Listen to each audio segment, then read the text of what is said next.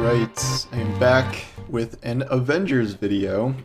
Yesterday I was on the Excelsior Now podcast, which is mainly an Avengers focused podcast by content creators there. And I got thinking a lot kind of about Avengers and the state of the game, both currently and heading into 2022 here. So I thought I'd make kind of a prediction video, kind of a recap of what we know or don't know heading into the year, as I've been tracking the progress of this game since launch, well over a year ago at this point, and it's still around. It's still making content, and I know it is kind of viewed as this big letdown in a lot of ways, and in some ways it is, in some ways it isn't. But 2022 should be a somewhat interesting year for it, though. Generally speaking, I am not very optimistic about kind of the state of the game and the future of the game past, at most, I think through the end of this year, where I think Square Enix and Marvel or whoever is in charge of this may give them kind of one more year of content. I wasn't even assured that it was definitely going to be 2022 content until they started talking about, yes, we are working on stuff there. We all think that's still happening. Then again, we haven't actually heard anything about 2022 content yet. One of the first red flags may be the fact that I was told back in the fall that we would have a 2022 Avengers roadmap out before the end of the year. That did not happen, and halfway through January here, it still has not happened, so I'm not quite sure what's going on with that. They said it would be kind of another larger roadmap, not just like adding on a month or two to the existing roadmap that more or less ended with the arrival of Spider-Man and the Raid. So we will see what kind of comes from that, and we are reliant mainly on, back to the origins of how we used to keep track of Avengers stuff, data mining and rumors and things like that. I think where we're at right now is the indications are that we are going to get some sort of mirror hero, a mirror hero being kind of a copy of an existing type of hero that we have, but with altered moves, altered specials, different finishers, maybe a different voice actor, I would assume, and then maybe some kind of story content relating to their character. I would say at max, it would be something like, the Kate Bishop or Clint missions, where it's some amount of content relating to the current story, but Kate Bishop and Clint are kind of mirrors of each other, so I'm expecting kind of nothing more kind of involved in how those kits were different, and they are different, to be fair, but they are both kind of built on the same framework. A lot of rumors around that. Depends on the general consensus is that it's going to be a new female character that is probably a version of an existing male character, but there's one exception in that Yelena Belova keeps coming up as a possible addition to the game, where she would just be Black Widow's sister, and Black Widow's already female, so that might be a little similar. So I'm not 100% sure on if they would do that. Maybe that would make animation a little easier, but could have different gadgets, different types of kicks and grapple things and whatever, but we're not sure if that's going to be it or not. Other options, the idea is that Shuri could be a mirror for Black Panther. I'm a little more skeptical of that, just because Shuri has her gauntlets and things, and eventually Shuri does become Black Panther in the comics, I think, but I don't know if it would just be like female Black Panther. So that one strikes me as a little odd. And Shuri already has kind of a prominent role in the game, serving as Queen, and I mean it's possible, but I'd be a little surprised. I think Ironheart was listed as a possibility. This is the kind of successor to Iron Man. That is a young woman engineer in the comics. I don't know a ton about her, but I know Marvel is making an Ironheart series at some point here.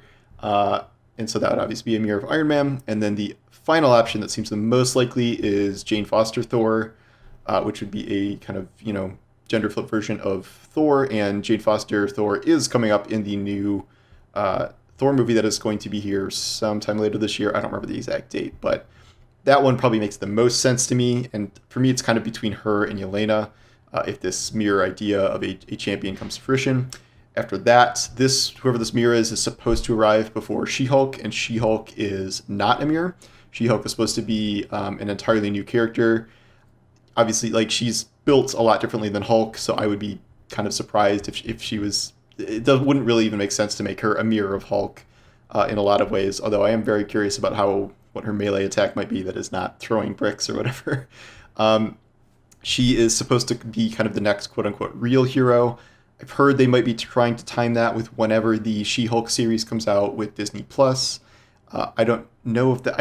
I wouldn't imagine that's like something dictated by Marvel.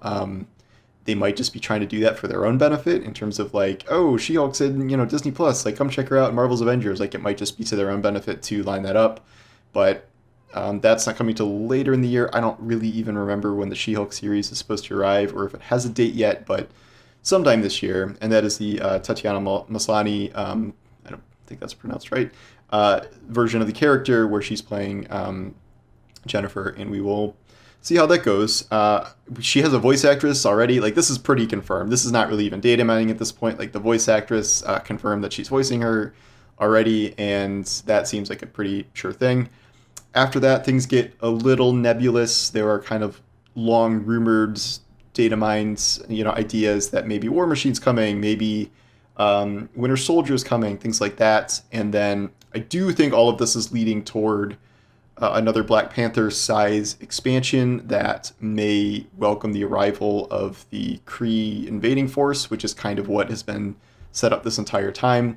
The guess is that that would be a Captain Marvel-led expansion, like Black Panther led the Wakanda expansion, and that would be, her, a new zone, and then some new enemies to some extent.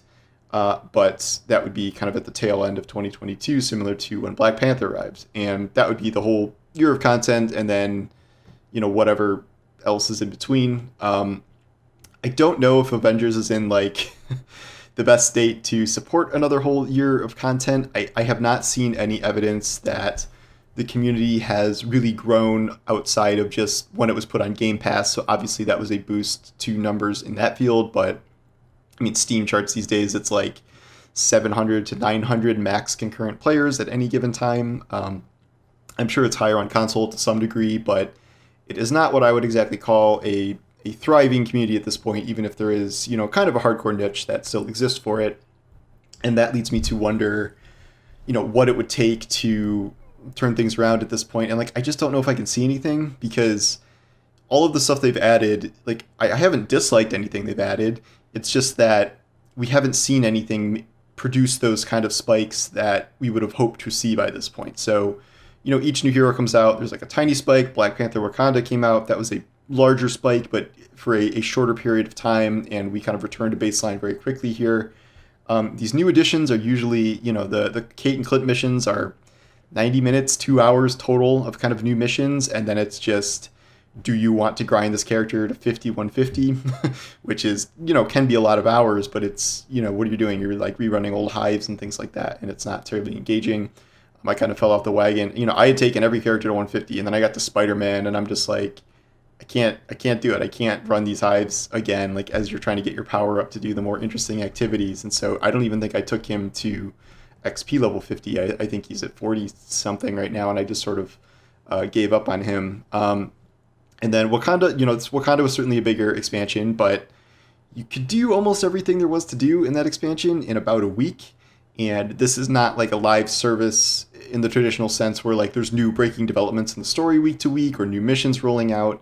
Mostly it's just sort of periodic events now. Again, Rift event, like Red Room event, like they're just sort of, they have 3 or 4 events that they just sort of keep rerunning, or quad XP or double rewards or, bonus exotics in a given week. But that's kind of the only motivator to keep running it. And I have so many other live games to keep up with where, I mean, for me personally, between Destiny and Genshin Impact, that is enough kind of consistent live content where I am, always constantly building towards things. Like I'm building my team, I'm building up my characters, I'm, preparing for the next big content drop. Whereas Avengers, it's always so nebulous. Like what should I be preparing for now? Like nothing, because, a new hero is going to arrive and you're going to have to start them from scratch. So there's nothing to do really week to week except kind of gear up your, some of your old characters. But I don't find that terribly interesting, or I still have really never gotten into the kind of the gear loop of this game, given your very, very limited chances to get exotics, and then a fractional chance that they are even remotely good, and then you're locked out from getting any exotics for, another week. I understand there was some big controversy there where a player figured out a way to get around the weekly lockout and they were banned, and they patched that and everyone was mad, and that kind of just signifies to me that they have not really fixed their looting problem. And with their limited player base at this point, I don't see the point in time gating like raid gear, like just kind of open the floodgates at this point. I really don't know what harm that would do.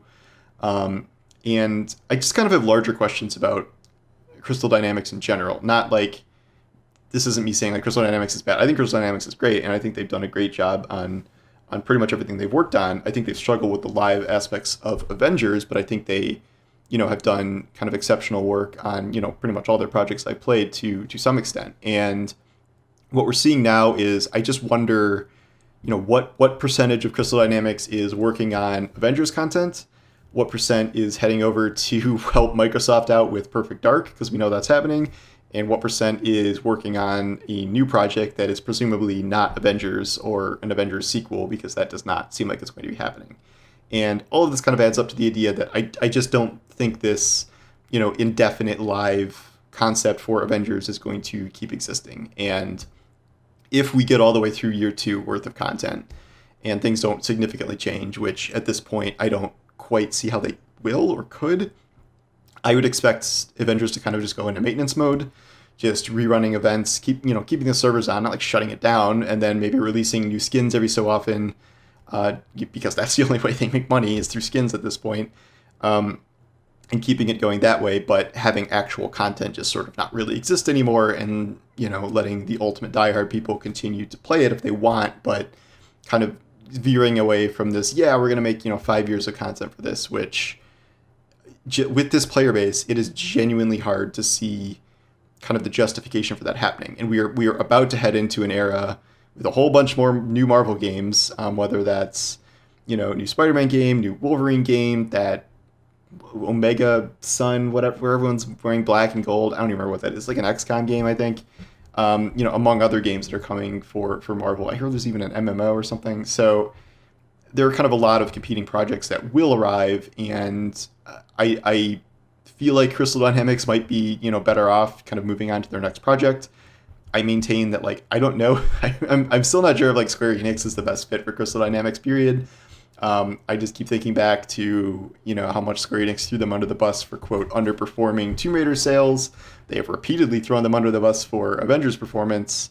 It feels to me like Crystal Dynamics would be a great pickup for Xbox. Like, if Xbox would buy them off of Square Enix, that relationship is already kind of intact, given I think the old head of Crystal Dynamics is now running the initiative for Xbox, and that is why they're helping to work on Perfect Dark now. So we'll see if anything develops from that, but that does not sound like the craziest idea in the world to me. But what that does mean is probably like a scaling back on things like, the ongoing Avengers project. So I just don't see kind of a future past this year. I'm certainly curious to see what comes out this year. I will play with all these heroes. I'm not going to guarantee I'm going to max them anymore. I just don't know if that's worth the time effort. But to me, this kind of feels like a game that did many things right, but ultimately never kind of got the live service, like log in and play, accomplish this, loot this, go for this build, go for this specific thing, type of feedback loop system, where that only seems to have worked for a very, very small handful of players instead of a wider audience, which is a bummer because gameplay is really fun. There are really good kind of campaign elements threaded throughout the game. The base campaign's fantastic, but as a live service game, it has been struggling and continues to struggle even as improvements are made. So that's kind of my take on Avengers in 2022. I may do one of these for Outriders, which I'm a little more optimistic about, although we need to know some more information about what's coming there. And it is not quite live in the same way that Avengers is, where Outriders is planning like one big paid expansion. And then I wouldn't be surprised to see them to move on to maybe a sequel, maybe not, who knows. But it's a little bit of a different state, and I'll probably get into that in another video. But anyway, thanks for watching. If you saw me on the podcast yesterday, it was a lot of fun, and thanks for watching there. But I will talk to you guys soon, and I'll see you later. Bye.